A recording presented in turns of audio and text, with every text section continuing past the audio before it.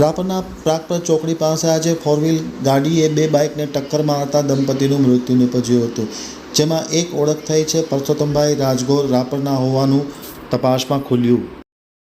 હવે જોઈએ ચિત્રોડથી અમારા પ્રતિનિધિ કાંતિ સુથારનો એક વિસ્તૃત અહેવાલ. રાપર તાલુકાના પ્રાગપર નજીક ગમખ્વાર અકસ્માત સર્જાયો હતો. ફોર વ્હીલ દ્વારા બે બાઇકને જોરદાર ટક્કર મારતા દંપતીનું ઘટના સ્થળે કરુણ અને કમકમાટી ભર્યું મૃત્યુ નીપજ્યું છે. અકસ્માત એટલી હદે ભયાનક હતો કે કારના ડૂચા ઉડી ગયા હતા અને આ બનાવને પગલે રાપર તાલુકાના રાજગોર પરિવારમાં શોકની લાગણી છવાઈ ગઈ છે. સમગ્ર ઘટનાની જાણ થતાં પોલીસ ઘટના સ્થળે પહોંચી ગઈ છે. તાત્કાલિક અસરથી તપાસ હાથ ધરવામાં આવી છે અને મરનારની ઓળખ કરવાની પ્રક્રિયા હાથ ધરવામાં આવી છે. ખાસ કરીને ફોર વ્હીલે બે બાઇકને જોરદાર ટક્કર મારતા આ દંપતી મોતને ભેટ્યા હતા અને મોતને ભેટનાર દંપતી રાજગોર સમાજના હોય તેવું જાણવા મળ્યું છે.